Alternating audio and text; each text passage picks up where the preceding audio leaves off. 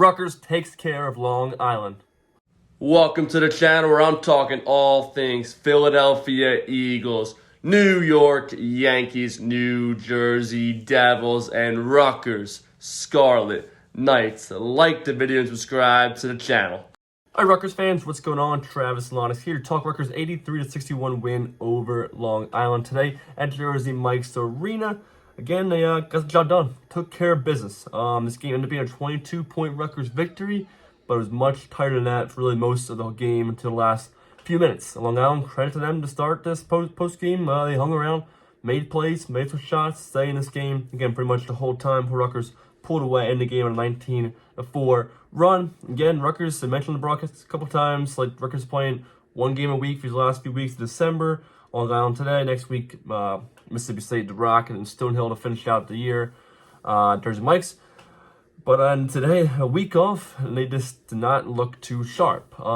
Cliff Amore dominated back-to-back games. Love to see that. 25 points. We'll go through his full stats in a little bit. 12-15 from the field.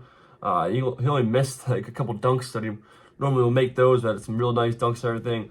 So great to see another big-time game from our guy, Cliff Amore, right? Big guy, stud, big man, center, Cliff Amore, huge. What pops out in this game, Rutgers was real rough from three-point range. Ended up, I think, 4 for 20. It started like 1 for 13. Just couldn't make him. Started 0 for 5. First half, missed, shot a couple first few minutes, did not fall, and just kind of went to this drive in the paint where they had 52 points in the paint. So that was working great. The second half started shooting again and missed first a few in the second half, and then finally knocked down a couple. And again, 4 for 20, 20%. Foul line was just awful, 50%. I'll get to the full stats later on. That's got to change. Has to change. Has to be better, for sure. Those are the stories. I mean, not making the threes, but they're draining the twos, getting all the points in the paint, driving hard, and playing well. And yeah, I got some stats here. Like first half, Clipped like a real strong beginning. Full court press was big for Rutgers early on. It was a tight game. Pico decided to go to full court press. He got 5 points off of it in like 10-20 seconds. A couple steals, a couple buckets. Good stuff there. 17-8, 15 minutes left, or 11 minutes left, 32-20, 3:41 left. It's a 41-30 game at halftime. And we were, again, 5 of 13 from the line at halftime. Missed 8 points left out there, 0 for 5 from downtown. Again, the second half was not great until the last about 5-7 minutes. Rutgers just dominated, which is big because Long Island's hanging around. Again, credit to them. We went a little dry spell. They were making shots, hanging in there. Again, 11-point game at halftime, and then they stayed in. And then this game was a 7-point game with about 7 minutes to go. Then Mawat Mag hit a big-time three-pointer. Put Rutgers up 69-57, 5:44 left, which is huge, up 12. Never really looked back from there, just dominated the rest of the way. Got a 19-4 run, and ended up winning by 22 points, 83-61, 80 points tonight, 83 to be exact. Pike will obviously preached about a lot so far early in the season, saying this team could be an 80-point team. Get there for the second time this year. I believe it was St. Peter's the other game when they scored 80 points. And they got there again, mostly just getting points in the paint, 52, driving hard. Rebounded Long Island, which is good. Rebounds 43-33, 14-7 offensive boards, 29-26 Rutgers on defensive boards, 18-13 assists, favor Rutgers. Steals 9-7 Rutgers, blocks 8-3.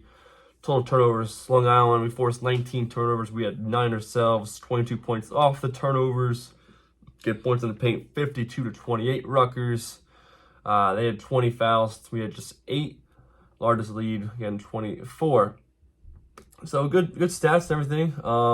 Just we shot 49% from the field, which is pretty darn good. About 50%, just about. Just the keys got to improve on his three-point range. We were great. Obviously, Seton Hall draining them early on, hitting those big-time threes, give us that lead and give us the win.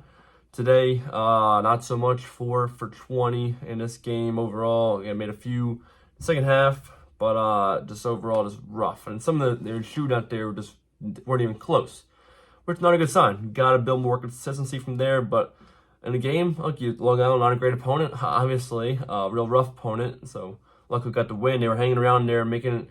When the team hangs around like that, a bye game, real low level team and everything, it's tough because the more they hang around, the more they feel they can win the game and everything.